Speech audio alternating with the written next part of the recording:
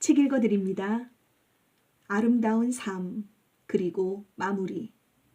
헬렌 리어링 지음, 이석태 옮김. 물음과 대답. 우리가 농장 생활을 하고 있는 동안 날마다 수많은 편지들이 왔는데 거기에는 비료 문제나 공산주의 문제, 머리 감을 때 비누를 쓰세요부터 신을 믿으세요에 이르기까지 온갖 질문들이 담겨 있었다. 나이 든 사람과 젊은이를 포함하여 수많은 사람들에게 그렇게 다양한 주제에 대해 답하는 것은 그날의 글쓰기 중에 흥미로운 부분이었는데 그 일을 계속함에 따라 차례로 자극을 주기도 하고 또 자극받기도 하는 기회를 갖게 되었다. 다음은 편지로 물어온 여러 가지 물음에 대한 대답이다.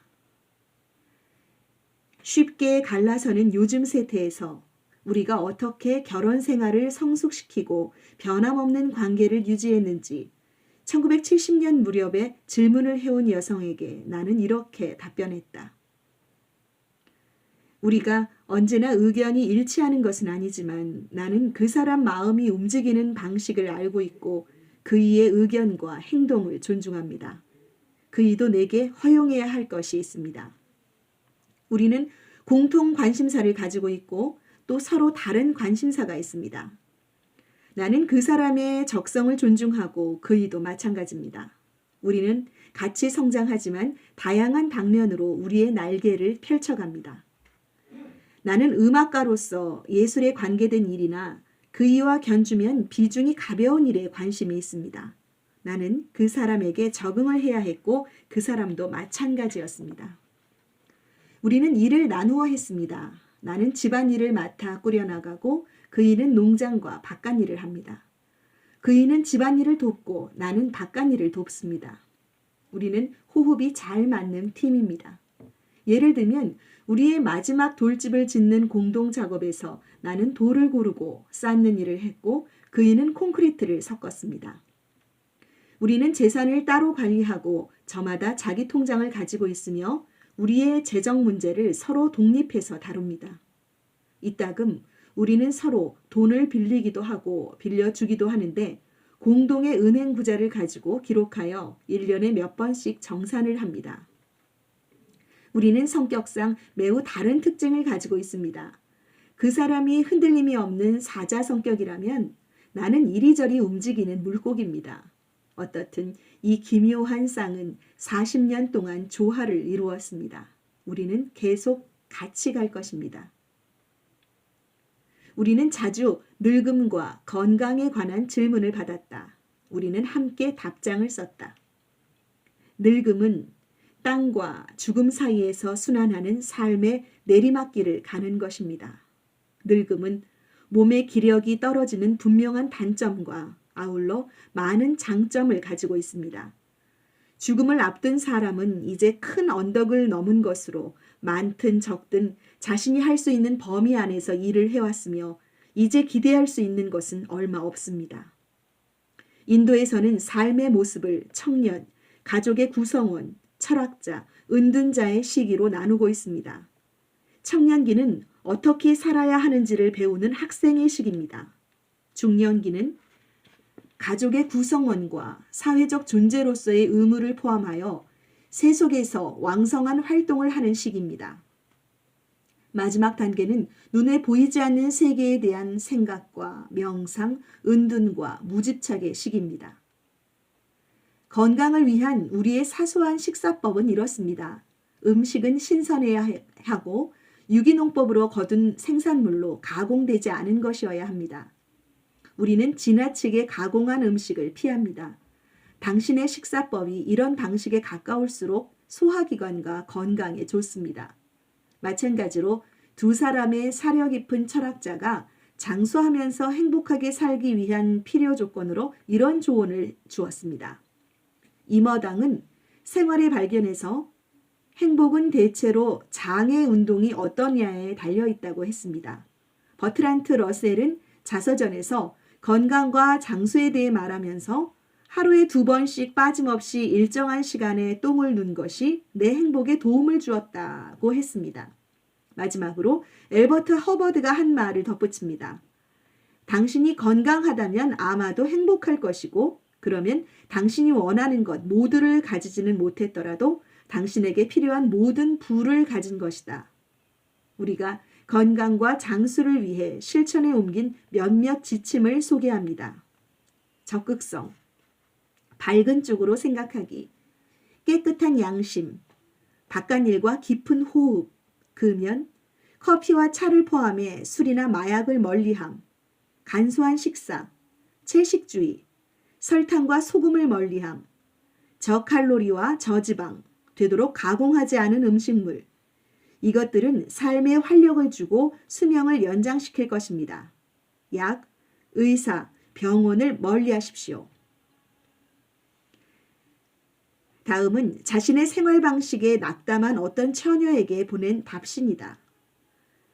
당신의 편지에서 나는 당신이 전환기에 이르렀다고 생각했습니다. 다시 모든 걸 시작하세요. 새로 시작하세요. 막 다시 태어난 것처럼 할 수 있는 한 과거로부터 모든 것을 배우고 잊어버리세요. 새로운 곳으로 가세요. 일을 얻으세요.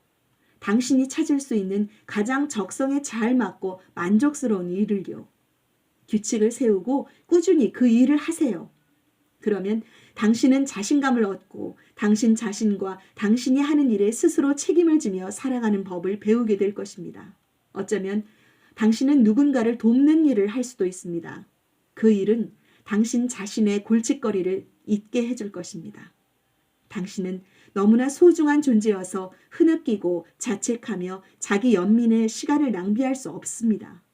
당신이 지금 여기서 할 수 있는 일에 뛰어들어 온 힘을 다해 능력을 발휘해 보십시오. 당신이 만족스럽지 않고 기분이 좋지 않다면 그것은 당신이 살고 있는 세상과 조화를 이루지 못하기 때문입니다. 그 세상은 당신이 그다지 크게 바꿀 수 없는 것입니다. 하지만 당신은 조금씩 자기 주위 환경과 조화를 이루어가도록 성장함으로써 자신의 고통을 줄여갈 수 있습니다. 당신이 바꿀 수 있는 것은 오로지 당신 자신입니다. 우리는 일상생활에서 스트레스를 줄이는 묘법으로 다음과 같은 것을 제시했다. 1. 어떤 일이 일어나도 당신이 할 수 있는 한 최선을 다하라. 2.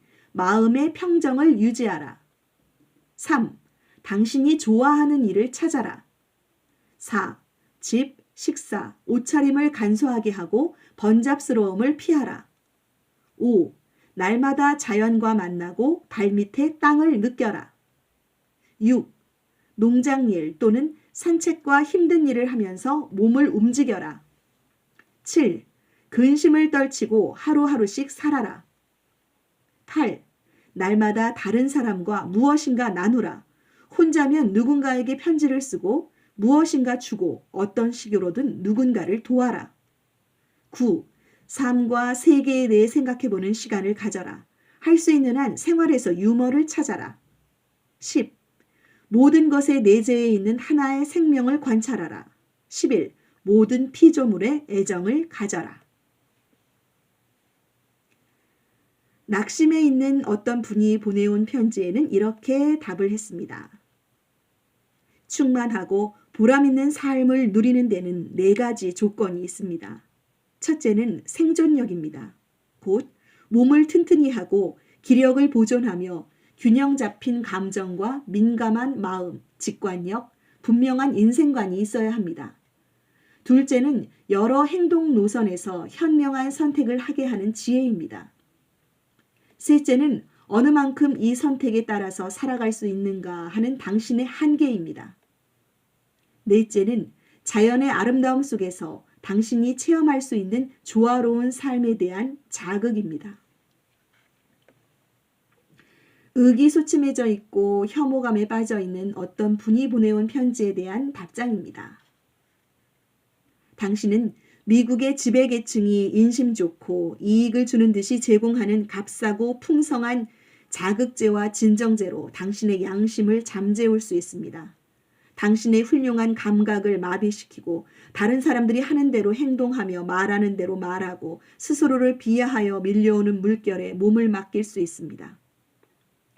당신은 자유주의자들과 연합하여 소련을 욕하며 사회계획, 공동작업, 근로대중을 비난하고 당신이 갈망해온 것을 이루지 못한 데 대한 좌절감의 결과로 쓰라리고 냉소적으로 되어 행동으로 옮기지는 않고 그저 말만 끝없이 되풀이할 수 있습니다.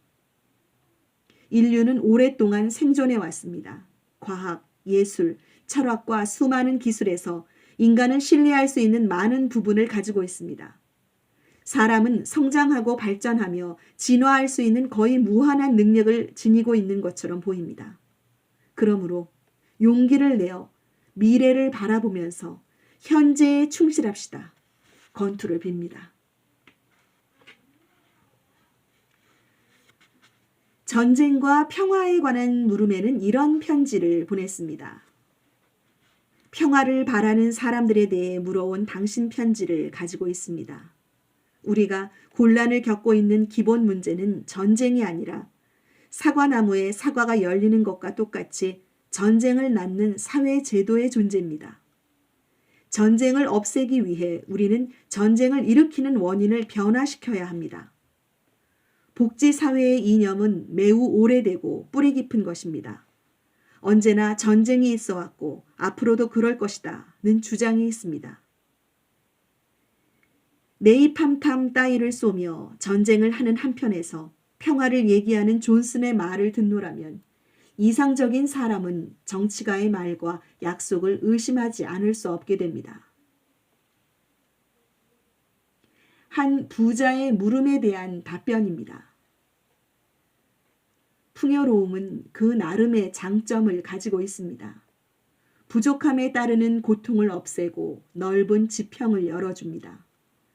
호주머니에 돈이 가득 차 있으면 어디든지 갈 수 있습니다. 풍요로움의 결과가 어떤 것이 될지는 알 길이 없습니다.